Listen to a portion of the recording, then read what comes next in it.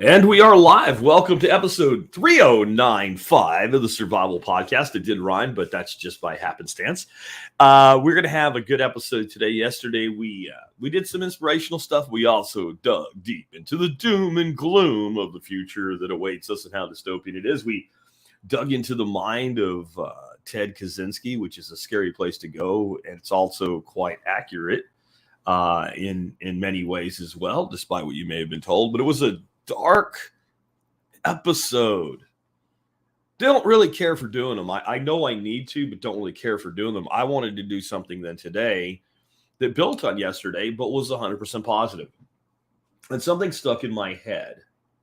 And that thing that stuck in my head, let me adjust this mic to make sure you guys get good audio from me. That thing that stuck in my head was I said something yesterday along the lines of 99% is a guarantee until you bet your life on it or somebody else's. Then it's not a guarantee anymore. And I can't give you 100% on anything. That was kind of the point. But what I can do is I can up your percentile of success in any given area, especially if you're going to depend on it. So today we're going to talk about gardening, growing our own food. We're going to talk about doing it with wicking beds.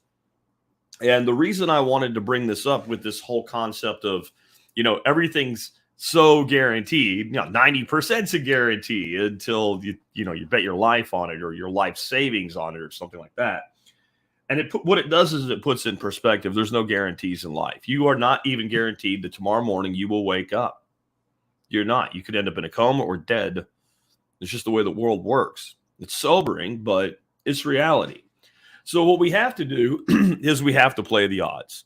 And this is why when we end up in kind of a dark area in our life and have to make a medical decision, for instance, in the end, as long as we're not dealing with somebody that's following a protocol for COVIDs, we'll say to a doctor, give me the odds.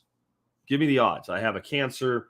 What are the odds of me surviving it without treatment? What are the odds of me surviving it being it with treatment? What are the odds of surviving with treatment and surgery?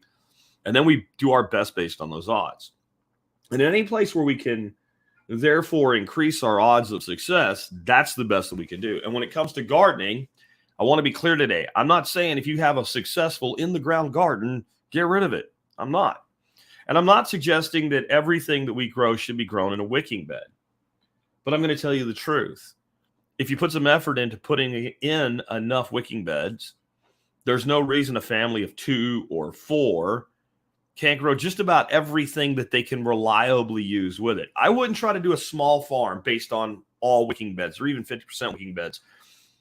They do become cost prohibitive if you try to build too many of them.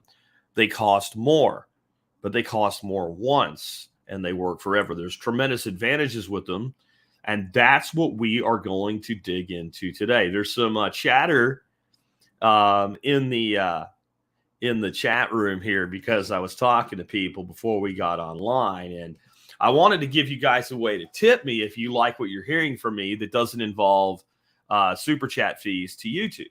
And I have no problem with those. I mean, they provide a service. I'm talking to you on YouTube. I don't mind them taking a piece. But recently I had somebody tip me, for instance, and she emailed me later and said, do you hate money, Jack? You always say not to do that. And apparently YouTube, for some reason, reversed the transaction, sent her $10 back. Like, no, I don't hate money. I would have kept your money. So one way you can tip me is on Lightning. And I want to actually be able to put up some way where you guys can directly tip me on the screen. I'll put this up for you guys right now. This is kind of interesting. You actually can use this to tip me on Lightning, but as you can see, it covers my whole face. And wait a minute, I'll have to go take that banner down for it to work. I wanted to put that QR code up there where the TSP logo is.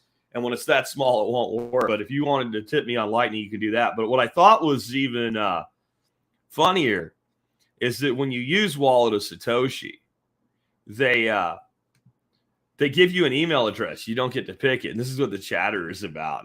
I wonder if somebody will tip me just to see if it really works. If you do, let me know in the chat, and I'll check on the phone in real time. They give you an email address that you can use instead of a QR code or a Lightning invoice number. And mine is beefypersian37@walletofsatoshi.com. I'm not even kidding. Right. If you guys want to tip me on Lightning during this instead of using super chats, I appreciate it. Anybody can do that at any time. I will have a way by the end of the week where you can go to a real quick web URL, and if you want to use any type of crypto to tip me, you'll be able to, especially Lightning. But we're not on about crypto today. We're on about wicking beds, and that's what we're going to dig into deeply today. Before we do, let's hear from our two sponsors of the day. And so I don't get wrong who they are, let me look over here at the other screen. Backwoods Home Magazine, guys. Been reading Backwoods Home Magazine since 1993. I remember when I was a kid, and there were still some guys around that were born in the 1800s, right? And they sound like they're so old. We're all going to be people. Well, many of us are going to be people that can say back in 1972, right? Like in the future. Anyway, I digress. I have been reading Backwoods Home since 1993. I've been a subscriber since 94. I'll stay a subscriber as long as they're around. If you check them out, you'll see why. Backwoodshome.com. Great source of information and wisdom on everything prepping and homesteading and stuff like that. Next up today, and I have the wrong sponsor. It says Ridge Wallet in my notes. That's wrong. I know we did them yesterday. Let me look up who it's supposed to be. And it'll take a second for this to load over here. I know who it's supposed to be. It ain't Ridge Wallet. It's supposed to be Butcher Box. Yeah, I don't know how I screwed that up. Anyway, Butcher Box is a great way to have pastured poultry, pastured pork, grass-fed beef, really great seafood and other stuff shipped right to your door. I like them so much, I don't even take money from them. Not because I hate money, because I like meat. They send me a big box of meat at the value of my sponsorship costs every month.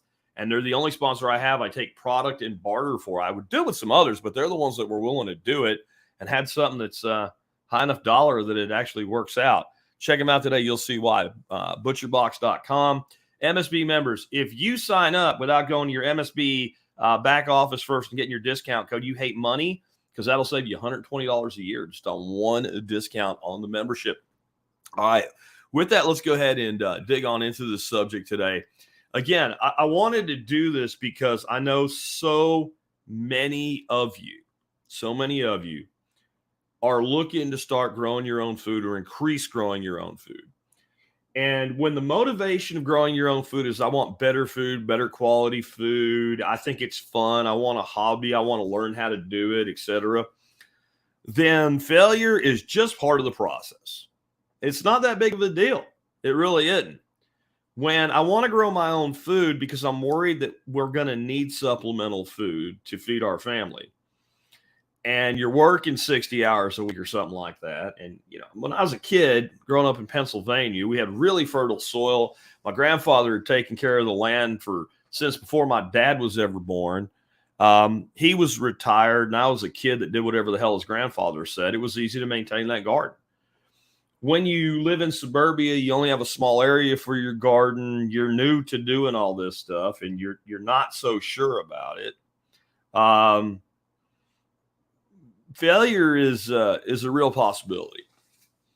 And can I guarantee you, if you do a wicking bed, you won't fail? No. Can I guarantee you that your odds of success, especially when you're in a low maintenance mode with your garden, are higher with a wicking bed? Absolutely, positively, absolutely, yes. And that's all we're going to talk about. So let's start off with what in the world is a wicking bed, for those that don't even know that.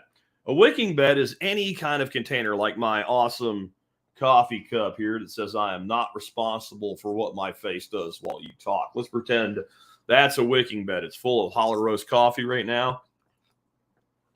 Well, let's say that it's filled up about 20% of the way with gravel or sand or pipe or something. We'll get more onto that in a bit. And then we have some sort of layer that separates those two so that soil doesn't get down into there. And then we have a loose, friable soil that goes up to about the top. And then we have a way to fill the bottom with more water. And we have a way for, if it gets too full, for the water to come back out. In short, that's the basics of a wicking bed. And what it does is exactly what it says it does.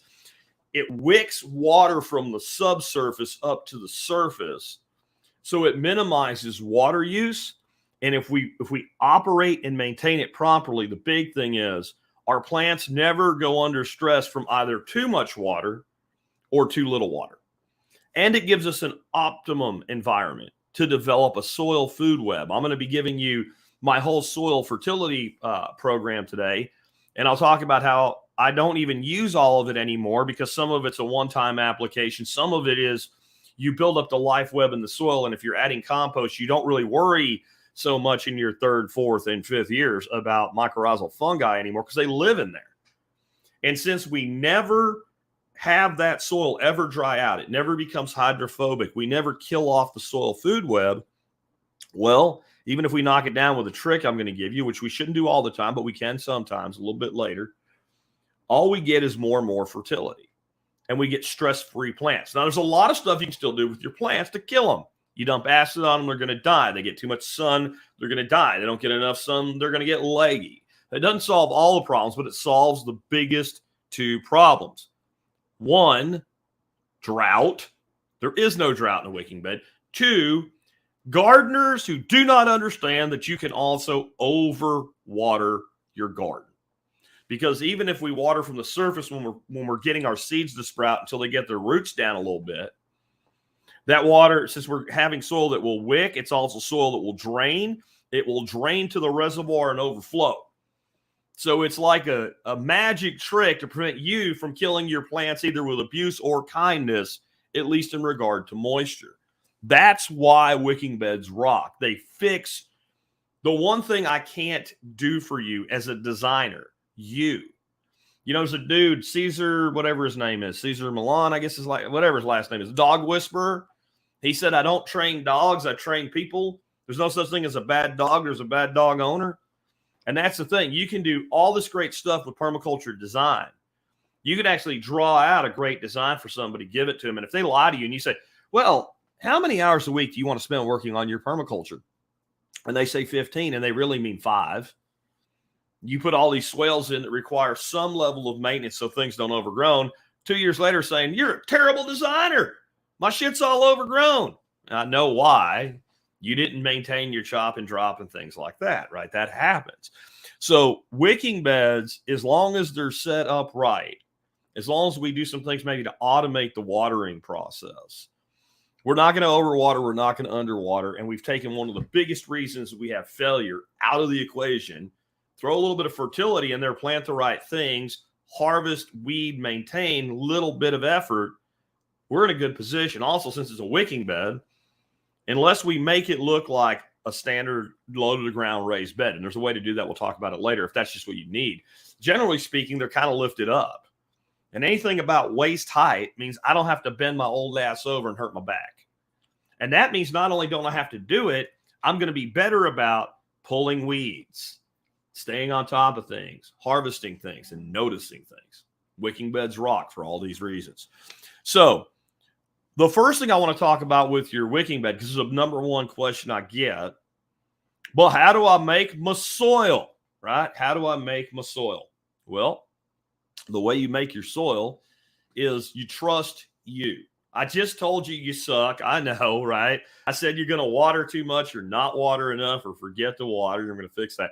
But the reality is human beings, we have an intuition for most things that are simple to understand anyway. I don't have an intuition for how to synthesize a methyl alkaloid, but I have an intuition for what good, friable, loose soil looks like, feels like, and smells like. So we're going to start off right from the beginning. I'm going to give you this 50-50 ratio. You don't have to use it. And then everything else I'm going to say is going to be trust your instincts. If I tell you how to make soup and I say to use a big handful of parsley and you don't have parsley, make the soup anyway. All right. Don't get no parsley syndrome. So I like to start with a 50-50 mix of soil and compost. That's my starting point. We are not putting in a 50-acre farm. We can afford to do this here. And I would prefer compost that I make. If I don't have that, I want compost from a well-known source that's not using icky gick in their stuff. And then if I can't get that, I will resort to using bagged compost. But that's my last choice. There is some risk with that, with some persistent herbicide or something being in there. But I'll tell you how to test it. Anytime you're going to, get something from a new source that you're not sure about, put yourself in a little pot where you know things will grow in it, right? A little bit of potting soil or something. Take that mulch or compost or whatever it is and soak it in water for a couple days. Plant some beans in the pot that you have sitting over here and water that pot with the water from you're making compost tea, mulch tea, whatever.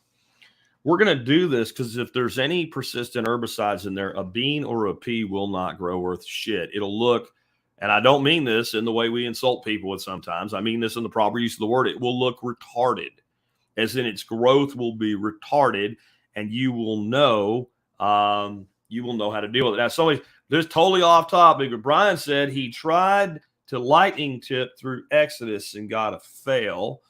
It could be two things. One, Exodus will not support the email address, as far as I know. Two, you need to be in the lightning side of it if you're going to use the QR code that I had up earlier in the video. We'll fix all this later. We're going to do some training on how to use lightning. That way I can get tips, but you guys learn how to use lightning as well. But anyway, we're going to just mix that 50-50 mix, and it's approximate. Okay, but again, you can take any component that you're not sure about the safety of the source with herbicides. And I don't care what Paul Wheaton says. I love Paul. Just spent a weekend with him. Great dude, great presenter, funny as shit. Not all commercial compost and mulch has persistent herbicides in it, or nobody would be able to grow anything. And if you put a legume in something and water it with that, it will get this weird, funky, non-growing right way to it. To make sure that you're right, use a scientific method, which we don't talk about much anymore, because then my science wouldn't be as simple as saying follow my science. But you need two pots, and you grow in one and you water with regular water, and the other you put them right next to each other, same soil mix in them. If you're going to do this experiment, and if they both grow the same, you can't blame the compost or the mulch. All right, so we got our 50-50 mix. Now we're going to lighten our 50-50 mix. We want it to be really light and friable. We want to pick it up and we want it to just kind of crumble in our hands and feel all nice. So what we're going to use for that is two things spring to mind, and there's probably other things you can use, but perlite or expanded shale. Where I live, I'm lucky I can get both of them in fairly large amounts cheap. I just bought 2 bags of, I think it was 3 cubic foot of perlite. Like, I don't know exactly how big they were, but they're like this high off the ground and like that big around. And the 2 bags together were $75. That's a lot of perlite. Do not buy perlite in them little bitty bags at Walmart, or you hate money. Don't hate money. And then expanded shale, if you have a materials company anywhere near you, find out if they have it. It'll sound expensive till you realize how much a cubic yard is. A place down the road a few miles from me sells a cubic yard of expanded shale for $90, and they will sell you a half yard. That's $45. That's a lot of expanded shale. Again, we're not spreading it out on a golf course. Either one of those. And how much? I don't know. Trust your instincts. I use the big feed scoops from that I use for my animals to scoop their feed into the feeders. Big ones about yay big for those watching the thing. And I usually do my mixing in a wheelbarrow because it makes it really easy, or the little cart that I put on the back of my tractor. And I put about 50-50 of the soil and compost. But you know what? I'm not really counting shovelfuls. I just kind of do it by eye. Shovel, a shovel, a shovel, a shovel. Makes mixing it easier. When I get enough where I can still mix without spilling it everywhere, I take and throw a couple scoops of either the shale or the perlite in it, and I mix it till it's even, and I feel it. And when it feels nice and loose and friable, but not overly so, I'm like, okay, that's good. And then that's the soil mix, and we'll give you the stages of making the wicking bed here in a minute. Another thing that I use a lot, and I think it has a lot of advantages beyond just loosening the soil for organic matter, for growing beneficial fungi, etc. I will scoop up a whole bunch of leaves and run over it with the lawn tractor or push mower. And then I'll just take a few big handfuls of that and mix that into my mix as well. That's kind of a secret sauce. You're getting all kinds of native fungi and native beneficial bacteria and stuff like that. You'll find there's not a lot of pathogens in loose, friable, dried out leaves. How much? Again, just a couple big handfuls per wheelbarrow is what I generally do. And I mix that up and I kind of feel it again and go, yeah, that's what I'm looking for. Now, I'm going to talk about the bottom of the wicking bed later, but for right now, when I fill that up, especially if I've used perlite, and I almost always use perlite, if I want the soil level about, say this high for those watching it, I'm going to go about 2 inches below that level with how high I fill it up. I'm not going to fill it all the way up to the top for the soil level with the perlite. Do you know why? I don't have time to wait on the lag. Many of you probably do. If you've ever filled up a pot, if you've ever filled, my QR invoice is expired. Damn it. You have to use, we'll fix this, guys, later on. Anyway, again, you can email your tips to Beefy Persian, whatever the hell it is, on Wall of Satoshi. Receive. Let me see what it is again. Lightning address. Beefy Persian 37 at walletofsatoshi.com, or you're welcome to super chat me until I get this stuff squared away for you guys. I'm still learning Lightning myself. But you're going to leave that about 2 inches from the top without perlite. Then you're going to take your 50-50 mix of compost and soil, and you're going to top it with that. And the reason you're going to do it, any of you who have ever had a flower pot full of potting soil, when you know what happens when you water it, all the freaking perlite floats to the top, and it's kind of fiddly pain in the ass. If you cap it without it, your plants are just fine and will get the wicking action and the friability below there that we're looking for. If you're using the leaves in there, go ahead and use them in the top part. Then we're going to mulch on top of that, and then we're going to plant. If you're doing something like lettuce and you're sowing lettuce, and you're sowing it where you're going to basically carpet bomb your seed and make cutting lettuces where you're going to have like a baby lettuces and greens, don't mulch it. Don't mulch it. It's okay. What you're going to do is you're going to put it down and sprinkle soil over it and then water from the top until everybody sprouts. And, if you've already mulched and you want to switch to lettuce, pull all your mulch out of the way, maybe push it in the pile and do it like that and bring it back over when you switch to another crop. And you're going to do rotational crops with these, because you're going to be able to extend your growing season a great deal by using them. Again, don't buy your perlite in the tiny bags, and don't stress over the amount of the soil lightener. Trust yourself. You're smarter than you think you are. I want to talk about some different options for wicking beds. Basically, you have large, rigid containers. One of my favorite, and they are expensive, but it's a great amount of space for growing, 100-gallon Rubbermaid stock tanks. They already have a place for a bulkhead to fit into the bottom. And the beautiful thing about wicking beds is if we make them level, we can fill one and fill all. Okay, we can fill one and fill all because the water's going to come up to the same level. And we can even change our overflow points in them, and we can still fill one and fill all, because all our lower ones will overfill lower and the top one will overfill higher. So we can still do that.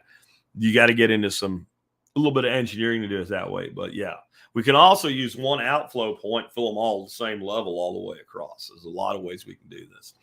So we can use large rigid containers. That means we can build a box and drop a pond liner in it and make a wicking bed. We can use any sort of stock tank. We can use any large thing that is watertight. I've built them out of the big square fiberglass things I have that were used to be used to feed molasses to cattle. I've never found any more of them other than the one source we found, but maybe you can find those. And yeah, you can cut an IBC in half and make two really big, basically 4x4 wicking beds. It's a very economical way to go, by the way. So that's test sats your way to Beefy Persian. Let's see if I should stop doing this right now. 2 minutes ago, somebody sent me 30,000 sats, about $9. I guess that was you. Thanks a lot for that. I appreciate it. Thanks. That was awesome. Anyway, that's distracted me. I'm not going to talk anymore about lightning today. Self-watering planters are a type of wicking bed. So whether the ones you buy in a store that are a pot with its own little reservoir in it, or you're nesting 1 5-gallon bucket in another, any of those are a form of wicking bed. I'm just going to tell you, though, I've found that going smaller with wicking beds is not, in my opinion, very productive. 5-gallon buckets, for instance, are cheap, but how many buckets do you need nesting one inside the other, and all your little fiddling around to equate 100-gallon Rubbermaid tub that will last for the rest of your life. And we all know 5-gallon buckets are awesome, but if they're exposed to the sunlight, they become brittle over time and break. So I'm a big believer in buy once, cry once. Then the other option is going into the ground. And you can make garden beds that look exactly like your typical 4x8 or 4x16 or 4x4, boxed raised bed. We just dig into the ground, which is great. We take that soil, mix it with compost, and make our wicking material. Drop a pond liner below the wood frame and do our dividers, and we can do that. I've never built one. It seems like a pain in the ass to me, and as y'all know, I can't really dig a hole, so I don't really see the point. I like to use the rigid container method, but I don't care how you do it as long as you get a reservoir, a divider, a way to fill, a way to overflow, and loose friable soil up to the plants that you're growing. Then you have some options.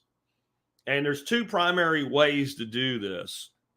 And one is what I call a flow-through wicking bed.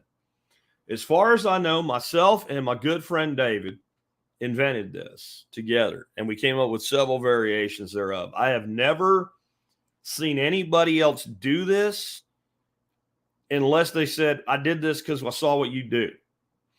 And a flow-through wicking bed simply means that somewhere I have a reservoir. In my case, it's usually a pond. It does not have to be a pond, a true pond. But somewhere we have a tank full of water. We have a pump in the tank full of water. We pump water into the wicking beds, and when we get too much water in the wicking beds, it overflows back into the reservoir. Just let it be that for now. Don't worry about aquaponics, aquatics, whatever. That's a flow-through.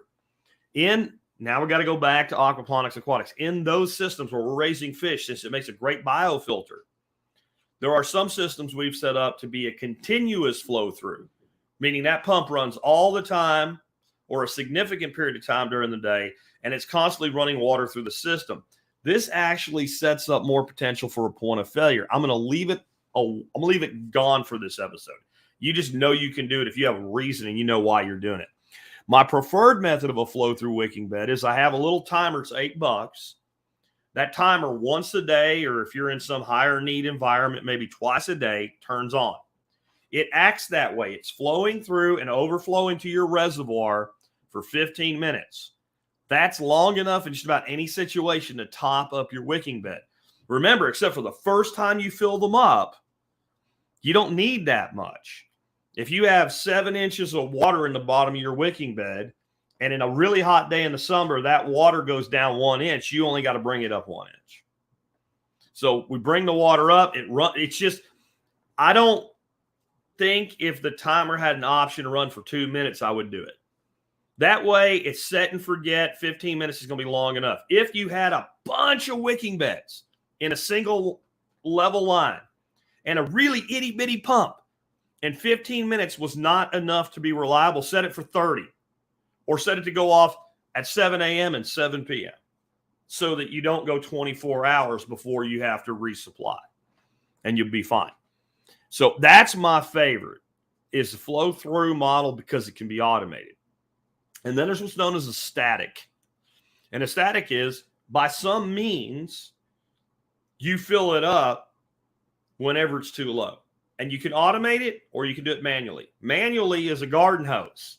Manually is tell your kid to go do it. And manually is when things sometimes don't happen. Now, I have some beds that are still manual. I'm thinking about translocating them, so I haven't automated them yet. Because if I'm going to translocate them, it doesn't make sense to do it. Except for that one system, all my other wicking beds are on an automated system, either continuous flow through or time flow through. There's another way to automate. If you have a well or city water or any source of water that has pressure, you can put a float valve into your wicking bed or in one wicking bed in a series. And when the water comes down, you just constantly top right back to where you are until your float valve fails. I don't hate float valve based systems. I think they make a lot of sense. You can even make a little float valve. If you look at Dr. Kratky's work with Kratky hydroponics, You can use the same principle. You got a little bitty out external float valve sitting in a little tiny dish sitting at the height he wants all of his tanks to be. And that one little bitty float valve made out of like an old aspirin bottle. You can do it that way instead of buying one if you want. Maintains a whole system. Again, until it fails. The flow-through timed model has never failed me yet. And if it does, what happens is the timer over time breaks. I keep an extra one on the shelf. I check my timers, here and there. You have a buffer since this is a wicking bed. If it doesn't run for a day or two, you're going to be okay. You go out, you check your beds, you look in, the water level's lower than it's supposed to be. You check your timer. Yeah, timer's jammed up. The little timers I recommend, I'll make sure there's a link in the notes today. They're plastic. They're made by a company called Century. Sometimes they get kind of sticky. Take some WD-40, squirt it around the dial, turn it a few times. It'll usually work for another year. If it's not going to work for you, you can manually turn it on till you get another one, or keep one on the shelf. They're $8. Pull, plug, one, tick down one of the pins, set the time, plug it in, walk away from it. This is why I really, really like this approach. And we have a question here that I've started for later. Yes, questions in all caps, please, at least first 3 words. That way I will mark them for follow-up. And I'm marking another all caps things. Now, if you want to ask a question or comment, if you want me to comment on something, all caps. So that is your flow through versus your static with a float valve. Obviously, I prefer the flow through for a reason. Now, keys to good design. Number 1, you want to use what I call a media excluder. A media excluder is a fancy name for something that keeps dirt out of the way of how your water gets in and or out of your container. Keeps dirt away. It keeps sand, gravel, anything that's going to get in the way. And usually it's just a big pipe. You can use a sprinkler box, whatever you want, but you want it to be big enough that when, not if, something goes wrong, like your overflow pipe clogs up, you can stick your little hand down in there and pull stuff out of it. I want to give you a warning right now. In most of the United States of America, we have a spider known as a black widow. Odds of you dying if you get bit by one are very, very low, but the odds of you having an unhappy experience are pretty damn high. They like dark, cool, wet places. You need a flashlight, okay? You need a flashlight so that when you are going to stick your little paw down in something like that, this is aquaponics, anything that has a dark, deep down place that stays moist, make sure you look in there. And a widow web is really easy to identify. Yeah, someone's going to say we have brown recluses. We do. They are not anywhere near as likely to be in there, though. Black widows, in my experience on my property, they love places like this. And we have quite a few of them. And I don't kill them. I really don't. But if they're in a place like that, I'm going to put a glove on or something to do what I got to do. And hopefully we'll all get along. If I've never killed one, but if I had one in a place where it was a real potential problem, I'd get rid of it. I had a picture a few years ago. One lived in my garage. Everybody's freaking out. Like, I don't know. I've lived around it my whole life, and I don't even know anybody that's ever been bit by one. And the only ones I've heard about people being bit are people that molest the spider in some way. Just be aware of that. So you want that media excluder to be able to get your hand in there comfortably and deal with it. And again, we're just talking about a bigger piece of pipe than the pipe that's going in or the pipe that's coming out. Next, you're going to want to make sure that you separate your bottom reservoir, which is where your water sits, from your top soil mixture we already talked about. There's a lot of ways to do this. If you look up wicking beds on YouTube, you'll find tons of them. I agree with all of them, except I've never seen anybody doing the flow-through system like I do. But the way I've been doing it that's worked the best for me, many years ago, Nick Ferguson told me just put down 2 inches of perlite. It'll be a good separator, and it'll wick plenty of moisture up into your bed. And I thought, well, it's cheap and that'll work. And I did it, and it worked. But what it didn't do was a really good job of preventing the roots from more aggressive plants and getting down into the reservoir itself. This is what I do now. I get the good, 25-year warranty that they know they'll never have to fulfill because you won't ever keep it that long anyway. But you get the good weed blocker, and you cut it and you slide it down over. So you put your gravel and sand and pipes in the bottom. We'll get to in a second. You have your media excluders already in place. You slide your weed blocker down on top of them, and then you put 2 inches of perlite, and then you put your soil mixture. I've dug them up with the weed blocker, without the weed blocker, with only the weed blocker and no perlite, and with the perlite and the weed blocker. So I've reformatted them, and that's always a chance to learn.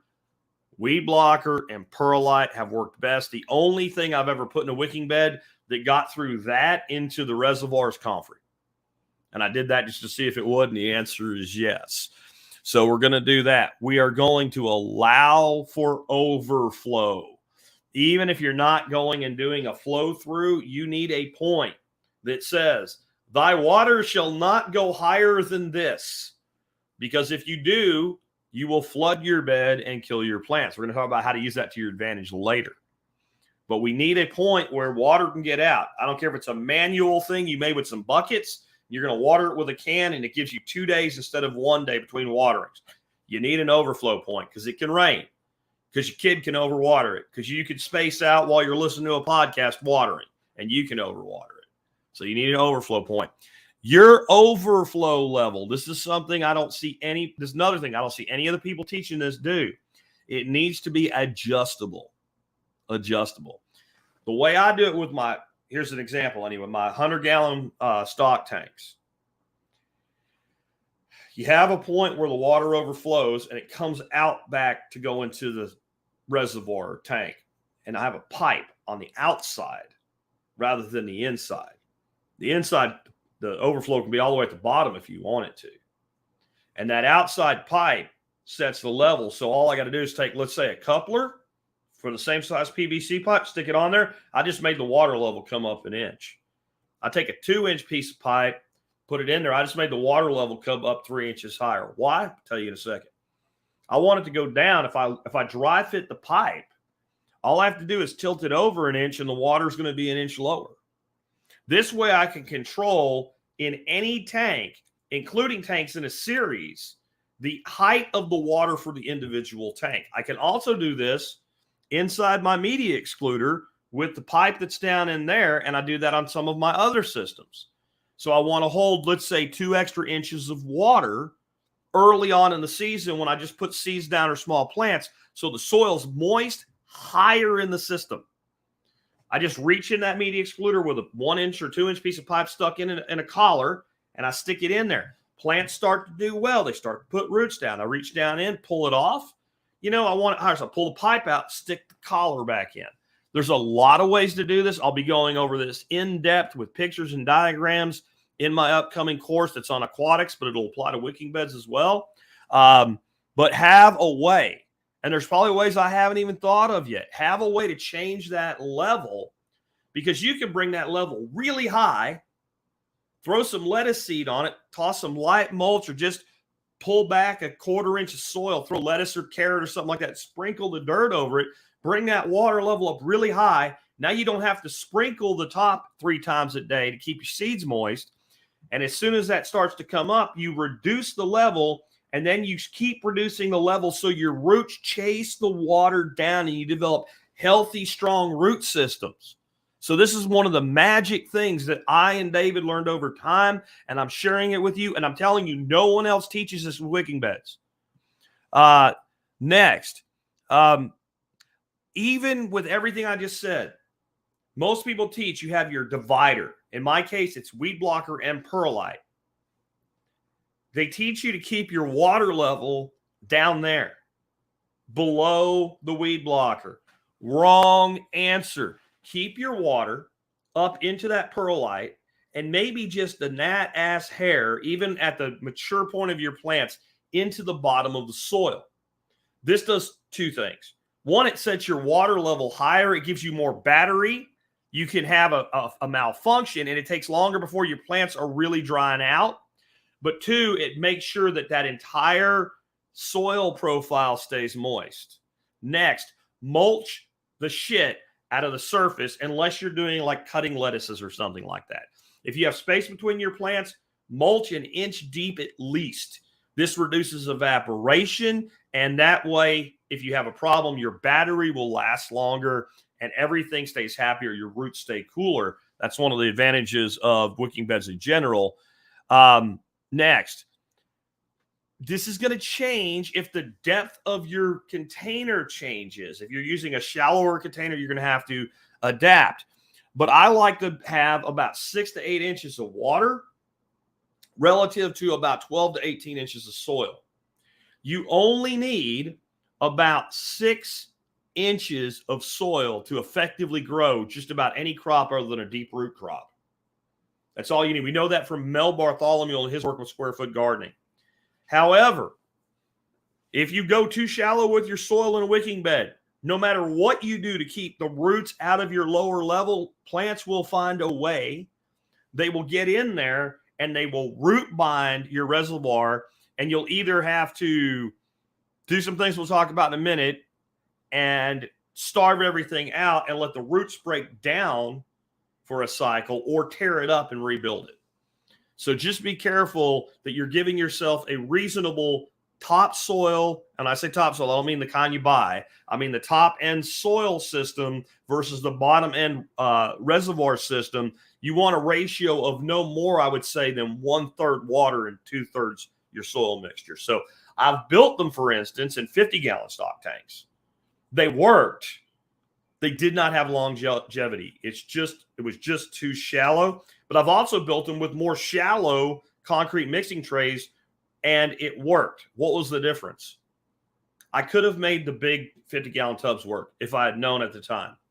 When I was doing the 50-gallon tubs, I was doing a constant flow. When you go to a time system, you have a lot less of this problem.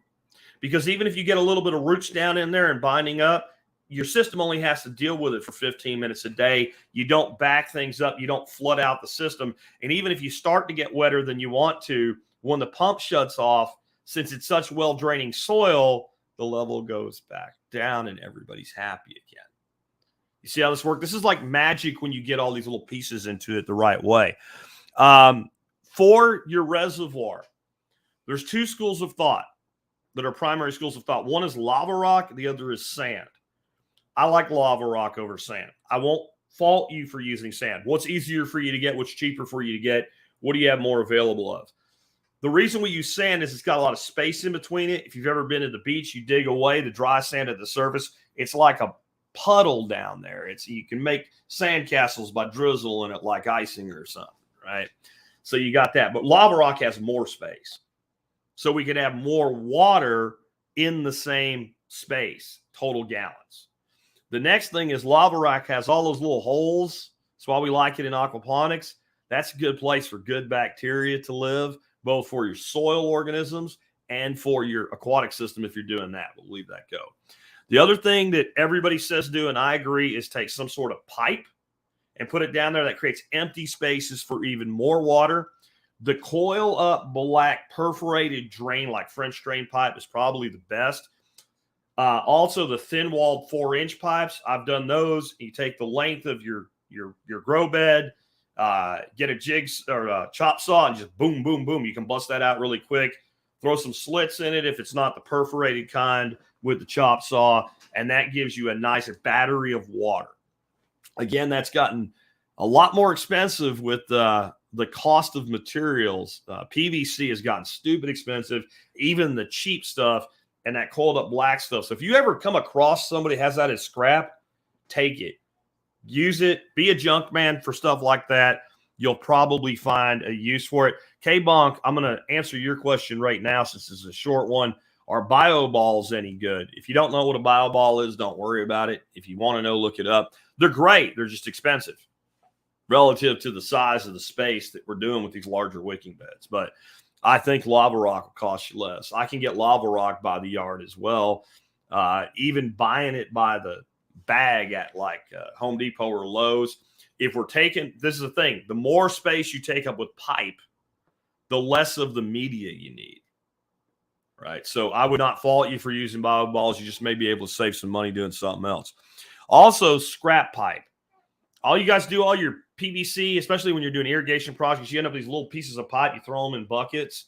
When you finally realize I'm never going to use that, if some busted shit you broke out and rebuilt, save that for your next project. Just whip it in there. Anything that creates space and places for bioorganisms to live are good. Now, here's some tips and tricks I've learned over the years. Again, secret sauce. And no one will tell you, not because they're keeping a secret from you. They don't know. I call it the rice paddy method of weed elimination.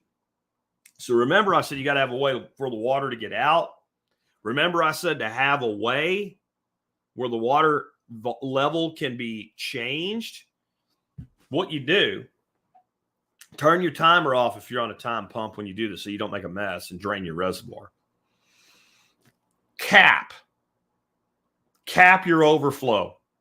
Keep an eye out for rain in case you don't want it making a big mess and overflowing all your soil. Cap your overflow or set it all the way to where it comes to the top. Flood your entire wicking bed for a week or two in the off season. You'll force germinate all weed seeds.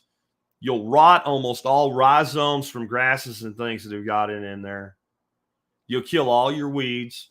Put it back, give it a week or two before you plant it so the aerobic system can get running again. And you can get rid of your weeds once a season, once every other season that way. Never have to pull a weed. It'll be like you started all over again from ground zero, except all the work, all the fertility, all the things you've done will stay in there. This is another reason that we don't want to keep that level high. If you're pushing water through and you're keeping water up in your soil column really high, for a long period of time, you're going to wick away your nutrient. Well, there we go on that. Another thing I've learned, it's not really a trick, it's something that can screw things up for you. If you make manual wicking beds, and again, I have some, and you have a down pipe, take the water in, and an overflow pipe on the outside to get the water out, well, you'd think I can just throw a garden hose in there, turn the water on, wait till the water comes out the outflow pipe, and I've topped up my wicking bed. No. Now, if you are patient, you set the speed of your hose really, really slow, that is true. But what happens when we turn our garden hose full on, stick it in the stand-up pipe, and push water down that pipe into a reservoir? We have a little thing called pressure, and it will actually force water out the overflow long before you've come up. Also, since you didn't time it, and maybe you didn't wait long enough, or you waited too long in between watering, your soil's dry. So even if you did top it up, what's going to happen? Your soil's going to take the water up and your reservoir level is going to go down. So a couple things you can do to deal with that. One, water slower. Two, you do what I do. For the ones I'm still doing manual, I go out there, set the water on like medium speed. It's still going to do some push. Fill them all up. Fill them all up. Then go back and water them from the top until they start to trickle overflow, and then go to the next one. That's the quickest way to fix when I've screwed up and went away and been too long since I watered in between them. Yeah. Anyway, next up, what we got? I'm off here for some reason today. If you use the timers that go once a day, I want you to realize as long as you lift your beds up or take something like a 250-gallon stock tank and put it in the ground, you don't have to use fish, and it is set it and forget it, and it will not screw up. Like I said, maybe once every 3 years or so, you have to replace a timer. And all you have to do if you don't want to run fish is use Mosquito Bt dunks or the little, I have them right here. I was prepared today like this. People are afraid of this because of the term Bt. That means Bacillus fungosus. It is a bacteria. It is harmless to you. I am not worried about the fact that I touched that. I'm going to hurt myself. It is the bubonic plague for a mosquito. I know sometimes they say it's Bt corn or whatever. I'm not going to get into that today. This has nothing to do with GMOs. It's not going to hurt anything. And if you have fish, it won't kill your fish either. You put a little bit of this in your system, and it will plumb wipe out your mosquitoes. So if you don't want to use fish, you don't have to. That's it. If you were to build some sort of a stand, let's say you had 2x4 or 2x6 rails running this way, and you had everything leveled, and you put a tank underneath it, and you want to have some fish there, but you I'll add a link. Built by Ross says a link for that. I'll add a link for this stuff. I'll set it right here so I don't forget to the audio notes later on. You can get it on Amazon. You can get it in just about any garden store or Home Depot, Lowe's, Tractor Supply, all of that as well. But I'll add a link for you. But you can absolutely put some like Gambrosia mosquito fish in there or some goldfish in there. And all you need is a little bitty aquarium pump and a couple air stones. And that would actually be good for your wicking beds without going full on aquatics, because you have high oxygen water and you do have some nutrient. And you're not going to have, if you have Gambrosia, you're not going to have a mosquito problem. And if it were underneath something like that, maybe down in the ground, it's going to have a lot of temperature stability. And you got bait, if nothing else. And it's going to have a lot of shade from your wicking beds. There's a lot of, we're going to go into that kind of design in my course as well, because not all aquatics has to be, I'm growing fish to eat. There's a lot of ways to do this. I'm just trying to get you thinking in the right direction today. But use BT dunks or bits to control mosquitoes. I actually have these in my, the reason, it's not like I was well prepared. I was lying to you. I can't lie, not long term anyway. So I have a fish tank in my office that all the fish died in. And damn mosquitoes got in the house and they were breeding it. So if I'm willing to throw this in my own fish tanks, you know that it's safe. I'm talking about indoor fish tanks here. No worries. Now, I want to talk a little bit about developing and improving fertility here, if I can, with you. I'm going to go real fast through my fertility program, but I want to start out with why this is such a good way to grow. If I do aquaponics, and I'm growing soilless in an ebb and flow bed, I've already showed you guys in some of my videos, it does grow soil over time, but I'm starting out with something like leek or lava rock. If I need more nutrient, I got to put it in the water. If I put too much nutrient in the water, I kill the fish. You say add more fish, but if I add too many fish, I'm going to have to harvest fish before I want to. If I have too many fish and I have too much nutrient, I got to remove fish. Maybe I don't want to yet. It makes it difficult. When I have soil, I have a buffer. I have a buffer for fertility. I have a buffer for temperature. I have a buffer for pH. I have a battery for the water stopping. I got all of it. And the big thing is I got that fertility buffer, which means I can add fertility. So I can take my Dr. Earth fertilizer. I can throw my blood meal. I can grow. I can do all the things I do in a garden. And I can take care of my soil. All right? And it's a great way to go. We're going to talk about worms in a bit there for the first person making comments on it. You should add compost and or mulch frequently. We should be feeding the soil. This is a gardening practice, but it's turbocharged here. The soil's always moist. The soil life web is always happy. If we keep adding compost and mulch to the top, even when we don't feel like we need it, a couple handfuls here and there, you have your mulch pile, your compost pile. It's been a while since you added any of your wicking beds. Fill up a 5-gallon bucket or two, go out, pull a couple weeds that you see, pick your cucumbers, your tomatoes, whatever, and in each bed, just put some down on there and keep feeding the soil life web. This, again, is the secret sauce. This is why you guys look at my wicking beds in my aviary, and by September, my freaking pepper plants are, honest to God, over the top of my head, and they're bared down with peppers to where my friends call me the pepper whisperer. It's not the pepper whisperer. It's happy, healthy plants with lots of fertility. And don't ever let anybody tell you that it's not about the life in the soil. The life in the soil is more important than the organic matter content of the soil. With this, we have huge organic matter, but dead soil does not grow happy, healthy plants. You want living things in anything that you're growing in. Bacteria, fungi, beneficial nematodes. You start having, this is another beauty, like you have a contained system.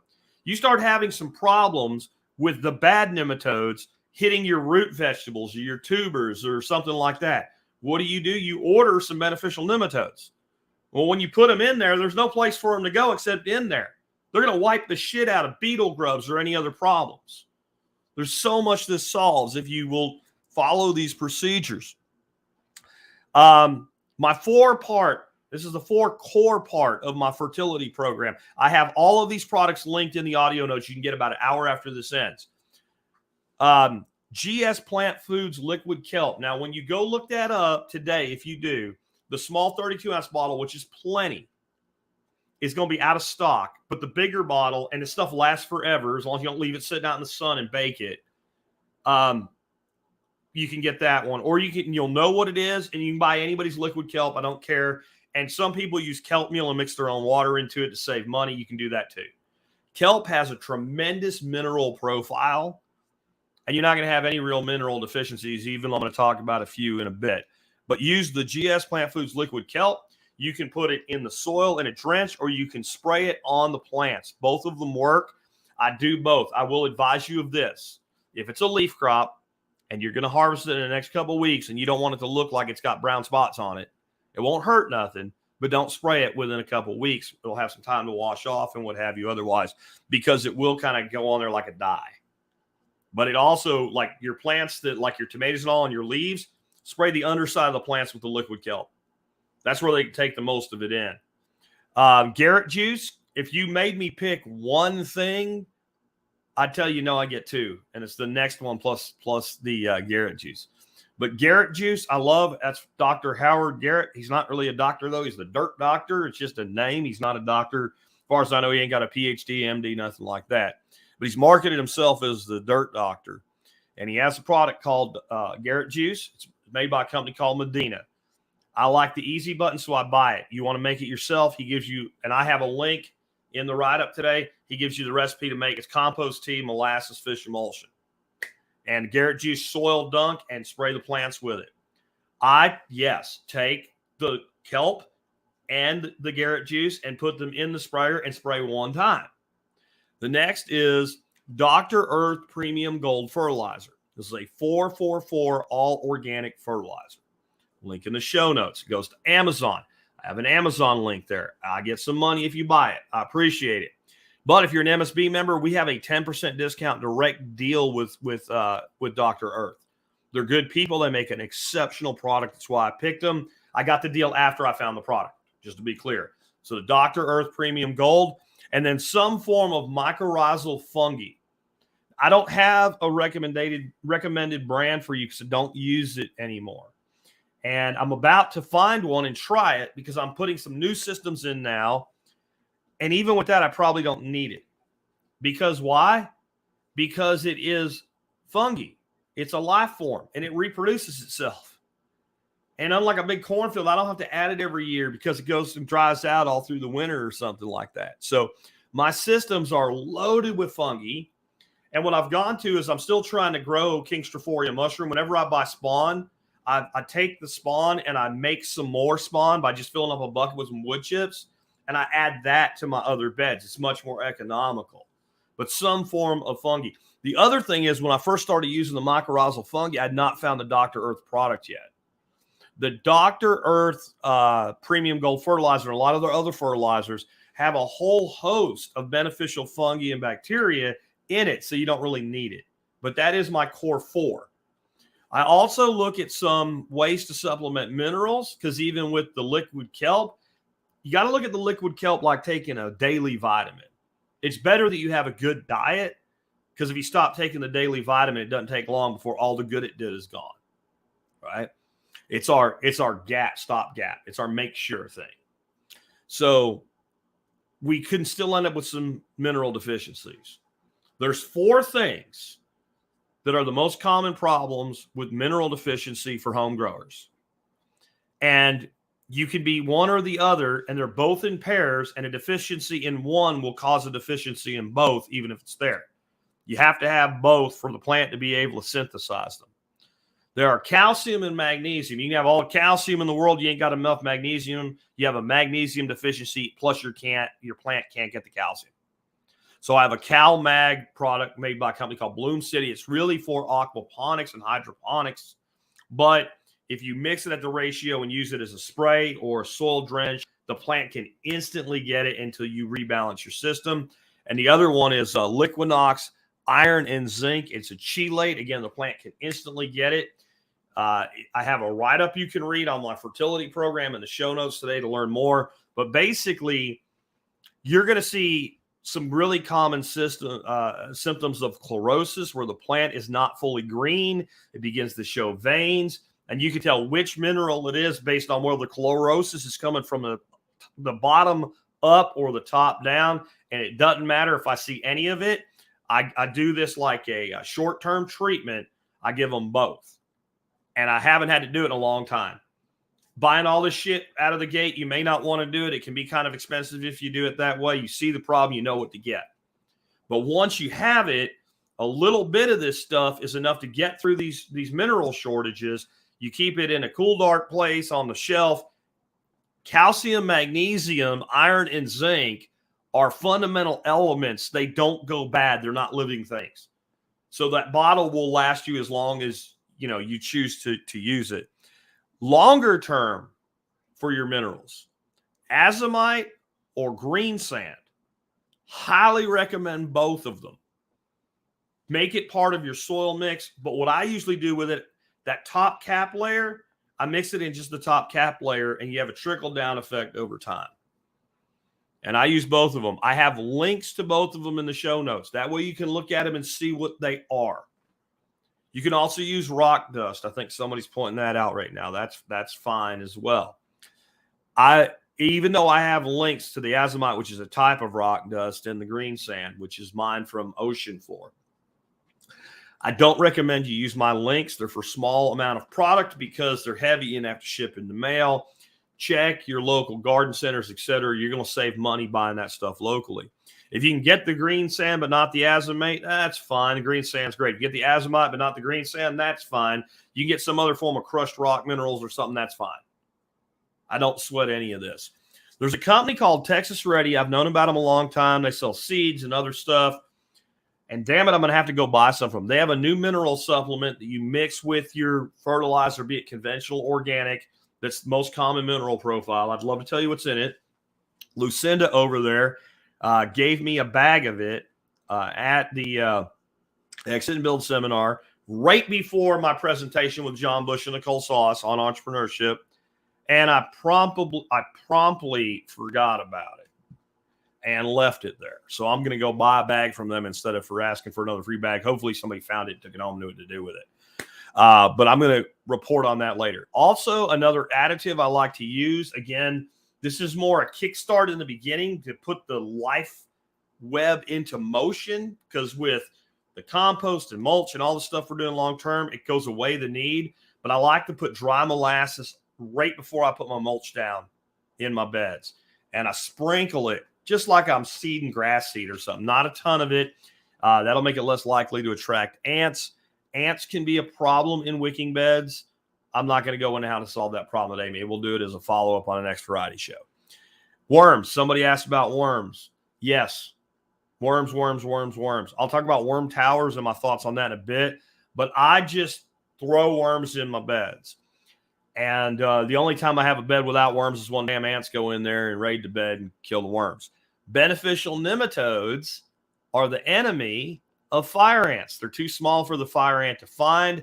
They go inside the little eggs and grubs and kill them, and it's not a good place, and the ants are less likely to be there. I'm just not real good at keeping my nematode population up, because one of the issues with beneficial nematodes is when they wipe out all of the prey, they go away, right? And that's magnified in a wicking bed. So there are some trade-offs.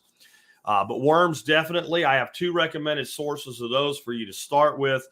Everybody says Uncle Jim's Worm Farm, and they're fine. There's also a site called worms.com, and you get more worms for less money. And what do I always say about money? Don't hate money, or money will hate you. Next, I want to give you my final thoughts on this. It's where I started out. This all sounds complex. You can learn all of it. You can build your first wicking bed today if you really want to, definitely this weekend. Once you build one, you'll understand how they work. You can look at my videos. You can learn more about all the different ways that I do them. You can come up with a design and a plan to build out as many as you need to grow your food for you. Maybe it takes you a season or 2 to put enough in to grow all your vegetables for your family. You'll buy once, you'll cry once. It'll last forever. It'll last forever. And if you look at mine and my big black cattle stock tanks, and you're like, those are ugly, you can facade them in. You can cover them up with plywood or reclaimed wood or whatever you want to do. You can paint them. You can put them behind something. You can plant bushes in front of them. You can do anything to make it look however you want. I am not the carpentry podcast. Maybe check into Toolman Tim for stuff like that. You can do, my buddy David, he's done his with like the rock that's like cut. So it looks like big cobblestones, but it's actually thin and you mason it up. I've seen him do it with cedar and make it look absolutely gorgeous. You can make it look however you want. The technology's the same. But once you do it and once you automate it, I'm just going to say this, unless you're trying to grow a hippie commune or something or a small farm, how many tomatoes are you going to eat as a family a week? How many beans? How many cucumbers? How much lettuce? How much spinach? I'd say that the average family with 9 wicking beds over time put in is going to grow more food than they can eat with it. You know, or, I mean, to go cheaper, and there's no reason not to do it, IBCs. You know, IBCs, and a lot of times I'll see people will get IBCs and they're really worried about what's been in them. If it's not like some sort of chemical, like I've seen some really cheap ones because they had glue in them. And I mean like Elmer's glue. It's not toxic. You know, if you're going to use it for a fish system, it's kind of really a pain in the butt to get it completely cleaned out. But you cut them in half, fill them up with dirt. You don't care. Your freaking worms and stuff will eat them, right? That is, I'm going to put this up. I might come back to it. I'm just going to put it up on the screen right now because I love when somebody answers the question for me. I'm not going to tell you guys on audio what it is. You have to look it up and find it. So somebody asked a question and somebody answered for me. That answer is correct. I'll add a little bit to it. Oh, somebody else added another answer. Yeah. I'll add some more on that in a bit with just some reality. We'll get to it. Anyway, I want to go through some stuff here. I just want you to understand, yes, this does cost more money to do this way, but what's the value of your time? What's the value of your time? What good is your garden if all your plants die? What good is what is more valuable, a tomato plant that makes 6 tomatoes for you or a tomato plant that makes 60? What's the financial difference in that? How much time do you really have? Again, put me back on the house I grew up in my teens in and spent a lot of time in my younger years at visiting. Give me Pennsylvania Dutch country soil. Give me 1/4 acres that anybody can dig a hole in 10 feet deep before they hit a rock. Give me Zone 6 USDA and give me the time that I had as a child or the time my grandfather had in his retirement. And I probably ain't going to make a wicking bed. I probably would because I'd be putting aquatic systems in and then why not add them? But if it was just to subsistence gardening, what we had when I was a teenager worked for us. But here in Texas or in the small properties I've owned in the past, man, I have to tell you guys, nothing beats this. Nothing I've done over the years when it comes to feeding yourself, especially with annuals or growing large amounts of herbs for teas and things like that and just having it just work. I have basically a 4x4 wicking bed, none of them but comfrey, because this is one of the most valuable medicinals and fertility plants that we have. And if I wanted to make money out of that, I could easily pay for that whole bed in one season just selling root cuttings. That's just not my bag. I do better doing other things. You can make this stuff pay for itself. And for most of you, just in the food production, in how much you'll get versus how much you would have gotten doing it the hard way, they'll pay for themselves in a season or two. And then it's all gravy. That's my philosophy with any project you build. I want to make that project pay for itself to net zero as quickly as possible. 6 months is great. 3 months is better. 2 years is good enough. If that thing has a 20-year life cycle and it paid for itself in 2 years, and I'm talking all the fertility aids, everything all in, I got 18 years of free food out of it. That's the ROI I'm looking for. With that, let's go ahead and take some of your questions. Gary Flinchbau says, do you fill them within an inch of the top of the soil and then allow the water to drain down to the top of your water reservoir? Colin Austin's original design to pull O2 to the roots. I kind of hit on that. There are times that I'll do that, but not really, and I've not found it necessary. And if there's no root O2 deficit, if you do things the way that I do, and then you got to remember something. Most of my wicking beds are tied into aquatic systems that have fish. oxygen rich. And even if you didn't, if you're pumping water in from a reservoir and it's overflowing for a time, and you're doing that every day, your water is bringing plenty of O2 to the party. And if you were really worried about it, you could just throw, like I said, a little heme aquarium style air pump and a couple stones off of it and just put it, protect the pump so that it doesn't overheat. It needs to be shaded and not get super wet in a rainstorm. And those things last for years. I've got some running my tanks behind me here. They've been running 5 years now. Heme is the brand. If I remember, I'll add that. And then you got lots of oxygen in your water, which is always good. But if you have a loose, friable soil I'm talking about building, you don't have to worry about that. Next, built by Ross says, I built 4x8 wicking beds. There's a picture of my posted on MeWe. Okay. Want to check out your MeWe. John Paul Jones says, what zones do you secure? I don't know what that means. You want to add, if you're still here, John, you can add to it. I don't really know what that means. I don't remember what I said that might have preempted that. Do you have a method to get rid of ants? I have them all over my property, very much a nuisance. Okay, first of all, beneficial nematodes in your wicking beds will plumb wipe out ants as they show up. They just don't have a really great shelf life, so keep them on hand and really easy. But if you treat them every year, they have other benefits, or maybe every other year, and you'll reduce the preponderance of it. The other thing you can do is you can use orange oil. You just have to be careful if you're using a system with fish in it, so I generally don't. And you might want to use a little bit less than you normally do. And it's about 2 tablespoons to the gallon with the soak. And what you do if you have them in a wicking bed, orange oil in the ground where it has room to dissipate is not a problem. And you usually mix it with some liquid molasses and some compost tea, and you kill the ants, and the soil organisms come in and eat what's left, and then you get actually more fertility. But if you heavily water a wicking bed or any container with orange oil, you can hit too much and actually kind of cause some problems for your plants. So what you do is a very small amount, and you just keep the watering can out by where they are, and you just wet the top. And then like a couple of days later, you just wet the top again. And you keep doing it, and either you'll kill enough and eventually get the queen, and then the whole thing dies off, or they're like, you know what, this sucks, and they leave. I've also done this, and it's worked. Remember I talked about flooding the wicking bed? You can flood your wicking bed for like an hour and then unflood it, and all your wicking bed gets is a really good watering, and your plants get a little bit of the coolness to their roots, and then they get that oxygen that was asked about earlier as that water pulls back out and overflows wherever it's going. You don't want to do this a lot because it will take away some nutrient with it, but you know what? Ants don't like it. And I've flooded a bed once or twice and had ants abandon it because they're like, oh, this is a bad place. You think about why they go into a wicking bed. It's nirvana, right? It's loose, friable soil. It's always moist. Yay! Then there's another method if you're willing to do it. And it's a toxic method, but it's a very limited toxic method. You get Amdro, which is a toxic ant poison.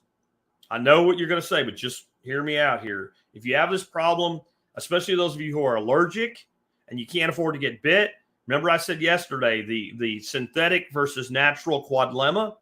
Sometimes you got to do what works, and then you limit the damage. You take a pop bottle, and you put about a tablespoon of the Amdro. You want the stuff that's like a pellet.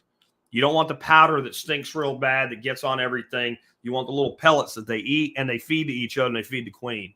Put about a tablespoon in the bottle. Lay the bottle on its side in the bed near where the ants are. They'll find it. Maybe you can give them a little stick bridge up into the bottle. They'll go in the bottle. They'll get it because they think they're robbing something. They like to rob, and they'll take it in their bed. It'll wipe out the colony eventually. If all the Amdro goes away and the ants are still there, put 1 more tablespoon in it. You can put a little bit of sugar in there too to kind of tempt them. But I don't like to do that if I have to resort to this, because then you're more likely to tempt some beneficials into there. But with this method, they're only going to take what they want to eat. They're going to feed it to each other. It's going to dissipate and go away. It has a relatively short half-life as far as these type of toxins go. And so those are your multiple ways. Somebody's going to say dump boiling water in there. You kill all your plants. and you're throwing your temperature gradient off too. Just a thought on that. Amastel said, have you thought about adding a worm tower in the soil level of the wicking bed design? Having composting worms in the systems allows for them to be self-fertilizing. You can do that, but I found no need for it. Remember what we've built this system on? We built this system on half compost. So all I do is the red wigglers that are compost worms that don't live in the soil, they live in the beds fine. So you can take up more of your square footage with a composting worm tower if you really want to, or you just throw them in there. And if you're adding the mulch and the top dressing and whatever, and if you want to start adding your compostables, your kitchen waste and all, when you go out to harvest your garden, just do what I do with the bigger gardens, pull the mulch back and throw your banana peels or whatever and put the mulch back over it, and your worms will take care of it from there. If you have a hard time keeping your population of true compost worms, i.e. red wigglers, up, just put night crawlers in there. And if you don't need a ton of worms, and worms are a life form, they self-replicate. First of all, in a good wicking bed, absent fire ants, worms will show up. And if you have compost you're making, there's probably worm castings in your compost. All right. But you can literally go to Walmart and buy a box of 18 worms for like $2 and put 10 worms in every wicking bed, and they will take it from there.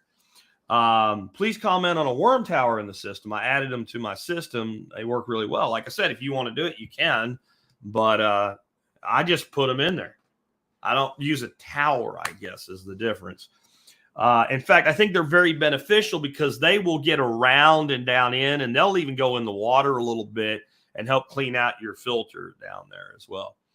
Can you use the plastic carrier that planted plants come in a box store free from garden section instead of burying PVC? Yeah, I bet.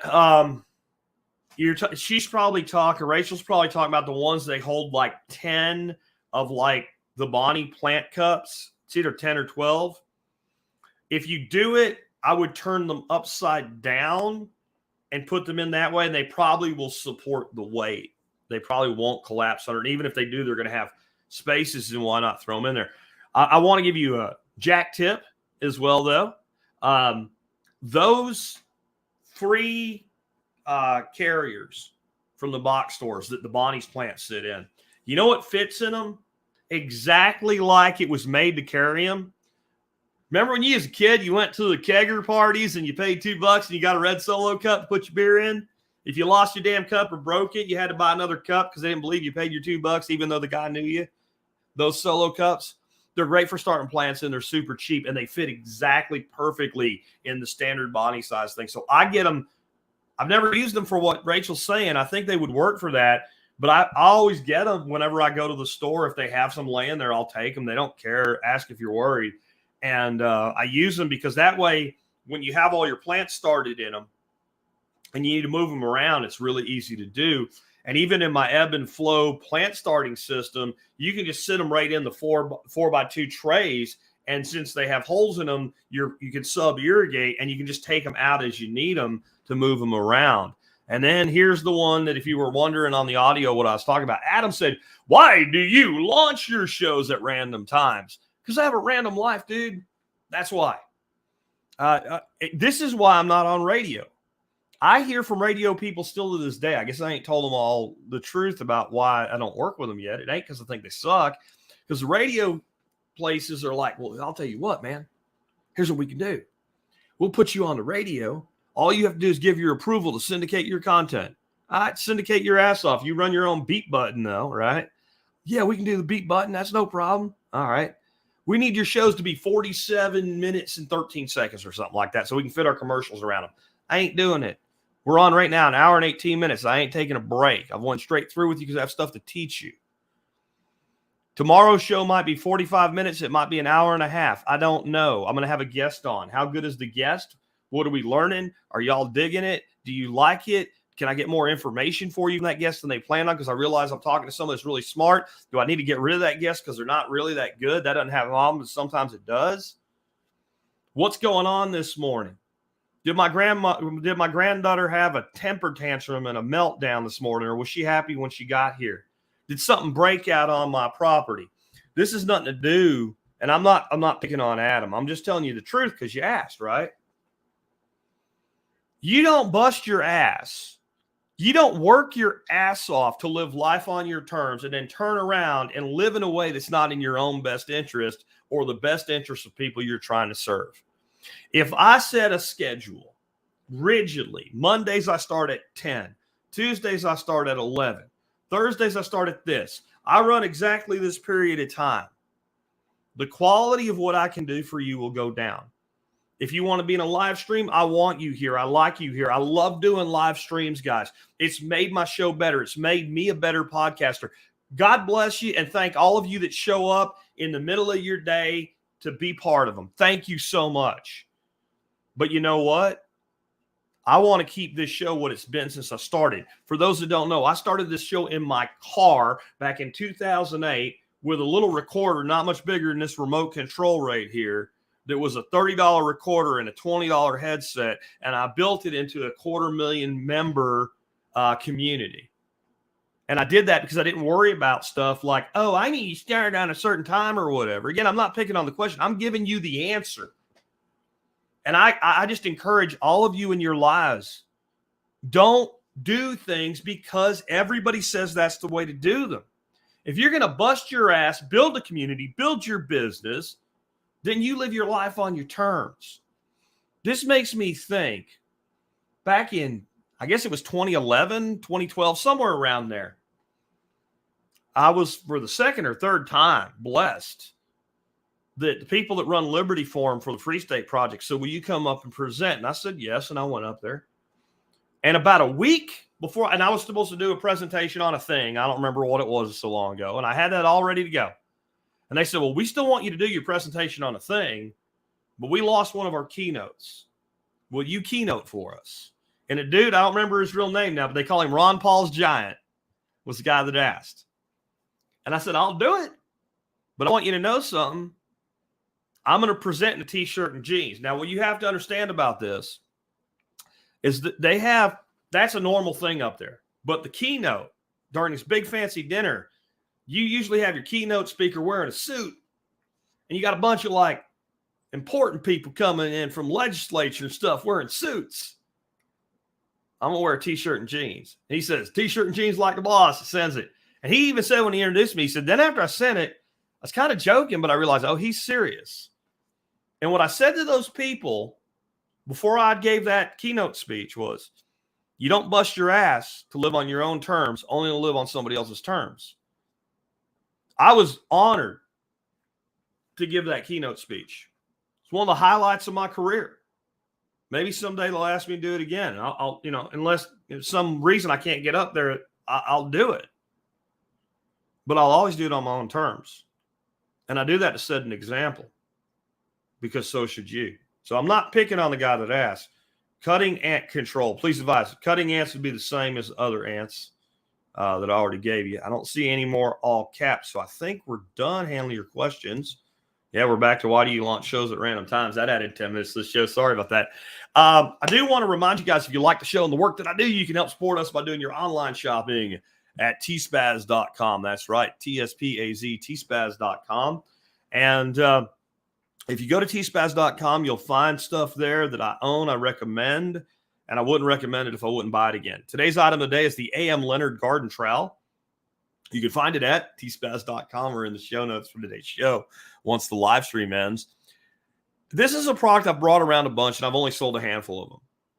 A lot of times if I bring something around and I want one, I buy it before I run it because I'll sell out. I'll literally sell out items on Amazon. This one I'll sell a dozen here and there. And I know why y'all don't buy it. It's expensive. Just like a wicking bed. That's why I brought it today. $28 for a garden trowel. I should have brought mine in. It's hanging on a couple screws out near my garden because I use it all the time. Well, every garden trowel I've ever owned, but this one's a piece of shit, falls apart. Usually they have some kind of coating on the handle, get sticky, gummy, cracks, whatever. Dogs eat them. This is made out of cast solid aluminum. I've had mine for 4 years now. I'll never buy anything but this one. Check it out. And, you can spend $10, $12 for a garden trowel and you can throw it away every year. Or as long as you don't lose it, you can buy one for $28 and keep it forever. And when I read the reviews on it, there was a dude said he had one for years. He lost it. So begrudgingly, he bought another one. Then the next year, he completely wiped out his pile of compost and found it was buried under the compost for about 2 years, and it was still good. Yeah, that's what I'm looking for. I like lifelong purchases. So remember, you can always support us doing your online shopping at tspaz.com. You can also become a member. And I'll just tell you, I put together a resources page. Maybe some of y'all saw it. Maybe you didn't. All kinds of great resources like today's show and other resources for my exit and build strategy seminar stuff I did this weekend. And the website or the page is thesurvivalpodcast.com/exit, EXIT. There may or may not be, you'll have to go look, but why would I say it if there wasn't? There may or may not be a discount code there for my membership program. And there's also a lot of other really cool stuff. With that, I enjoyed talking to you guys today. Thank you so much. I really appreciate you guys being here with me. I really meant it when I said all y'all that come into the live feeds, thank you so much. You make them great, guys. You really do. You make me a better podcaster.